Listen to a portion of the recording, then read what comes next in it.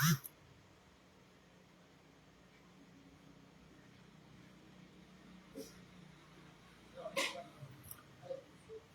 good evening everyone. Welcome to our bedtime devotional. Today is Saturday, December 21, 2024 og today day 327 sa ato ang devotional. So ang ato ang topic is an example for others. Ang word na sa 2 Corinthians chapter 5 verse 20 nga nag-ingon, where Christ representatives, God uses us to persuade men and women to drop their differences and enter into God's work of making things right between them. We're speaking for Christ himself now. Become friends with God. He's already a friend with you. So let us pray. Father God in heaven, we glorify your name. Lord, you're holy. Help us, Lord God. We are nothing without you, Lord God. Maghari ka, Lord God, sa matag usa ka namo, Lord. Silua kami, Lord God, sa mga sala, sa mga kalapasan, Lord God, sa mga panahon nga wala kami nakahatag o kalipay sa imong ngalan. Lord God, tabangi kami to fulfill your purpose sa among kinabuhi. Lord, kini nga buluhaton ang isalig diha kanimo. Tabangi kami, Lord, giyahay kami, Lord God, sa kanunay. Ikaw ang Ginoo, Lord God, nga mo'y magapanglihok. Ikaw ang Ginoo, Lord God, nga mo'y magahanay, mga plaster sa tanan. Kuna kami sa imuhang balang espiritu, sa imuhang giya, sa imuhang kaalam, Lord. Sa pagsabot sa mensahe nga imong ipadayag dinhi kanamo karong gabiunan. Dalaygon ka, Lord. Salamat sa imong pag-uban kanamo gikan sa pagsugod hangtod sa pagtapos. Kining tanan, Lord God, para sa imong kahimayaan. Kining tanan, Lord, among gipasalamatan sa pangalan ni Jesus. Amen. So again, may gabi diha Maria Ron ug Maria Nanit nga wala pa nangatulog.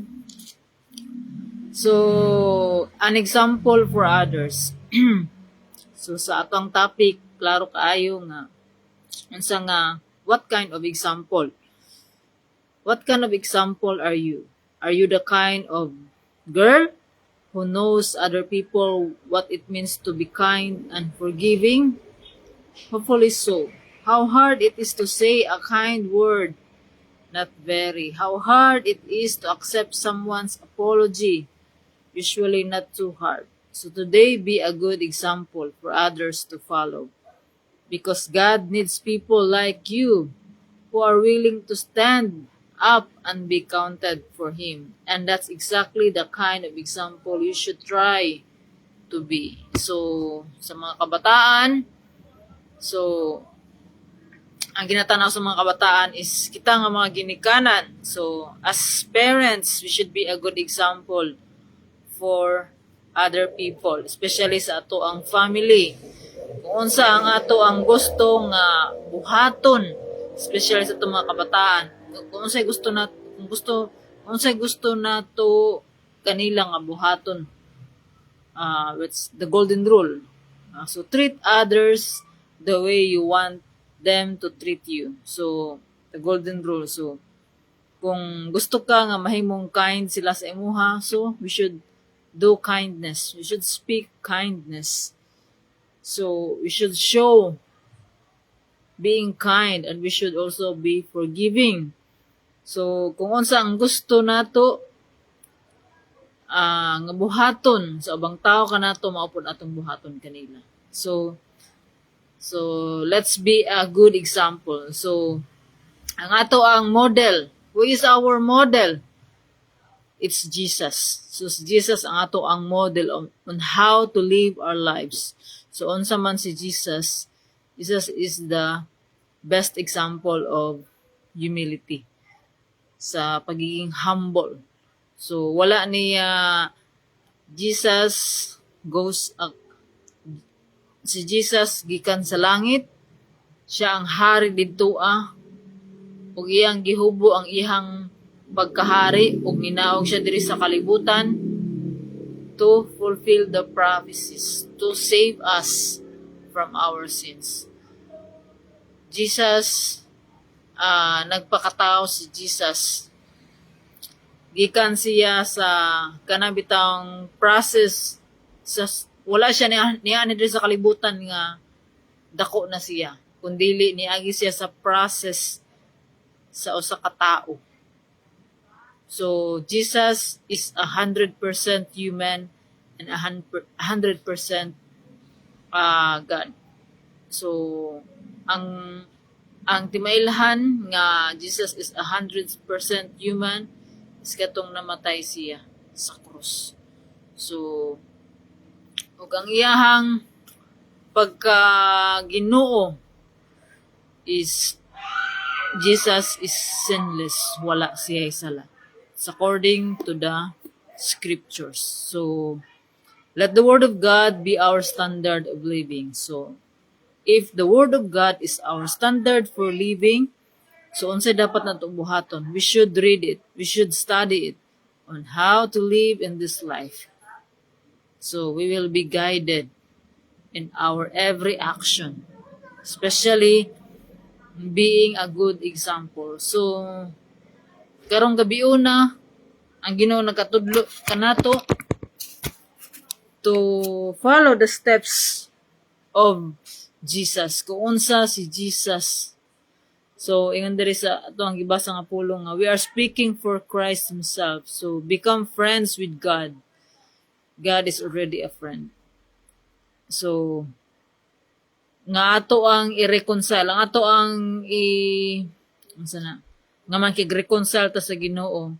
We should have a relationship. God wants our relationship, not our religion. So, gusto sa Ginoo nga makig-friend ka nato. So, ang usa ka friend is makig-istorya kini. So, mao kini nga we should be a good friend to everybody. We should follow God. We should obey God in everything. So, we should be a good example.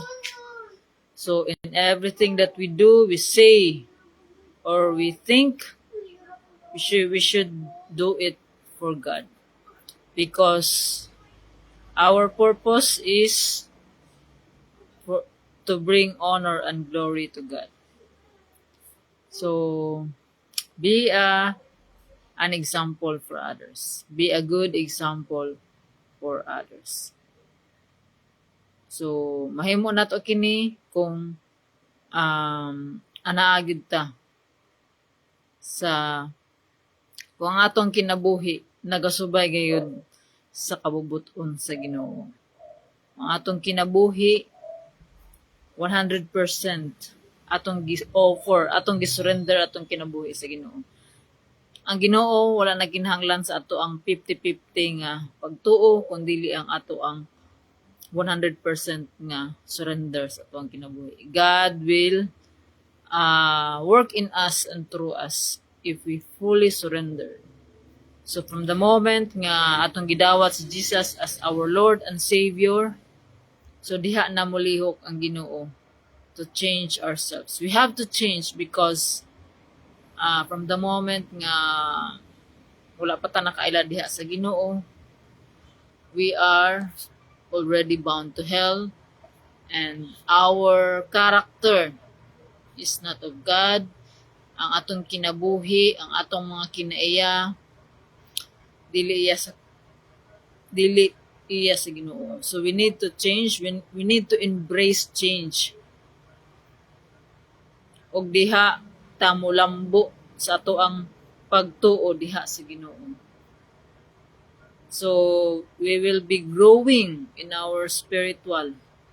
We will be growing in our spirit, in our character. Kay mao kini ang moatubang sa Ginoo. So should be a good example. So ang qualities, ang fruit of the Holy Spirit, mao kini nga ang tinuod nga adunay Ginoo sa tuang kinabuhi, aduna kini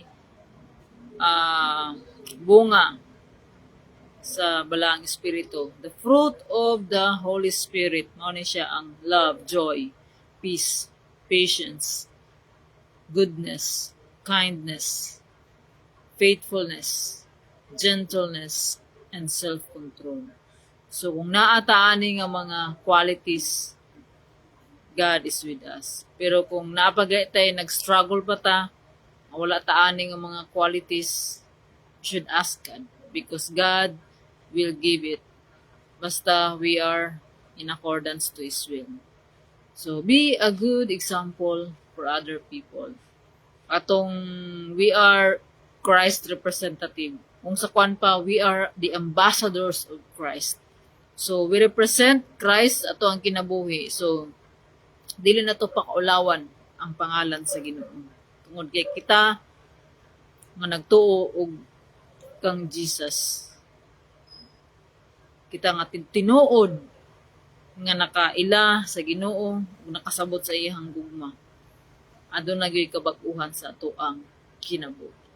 So to God be all the glory. So let us pray. Father God in heaven, thank you Lord God for your word. Thank you Lord God for reminding us Lord God to be a good example for others. Now we are the ambassadors of Christ. We represent Christ in ourselves. Nga we pray Lord God nga makit-an sa mga tao Lord God nga adunay Ginoo sa among kinabuhi nga naa si Jesus ang Balang Espiritu nga nagpuyo dinhi kanamo. Aron makadani pa mi sa mga tao Lord God nga gusto nimo luwason. Lord, tabangi kami Lord God. We cannot do it Lord God on our own. We need your help. Kaya among tanang panabang nagagikan diha kanimo. Salamat Lord God sa imong guidance. Salamat Lord God sa imong pag-uban kanamo Lord God. Sa mga naminaw ni ining nga pulong nga mensahe Lord God. Ikaw ang Ginoo nga maoy magapalambo sa ilahang pagtuo diha kanimo. I-increase pa ilahang faith Lord. Tagay sila desire Lord God to know you more Lord God by studying your word every day Lord God and be your word be the standard of living. Lord, we are nothing without you, Lord God. We thank you, Lord God, for this day, Lord God. We lift up to you everything, Lord God. All the glory belongs to you, Father God in heaven. This we pray in the mighty name of Jesus. Amen. Amen. So, good night. God bless and see you tomorrow. Bye. Simba ta ugma. Let's celebrate God's goodness in our lives for this past for this past 7 days.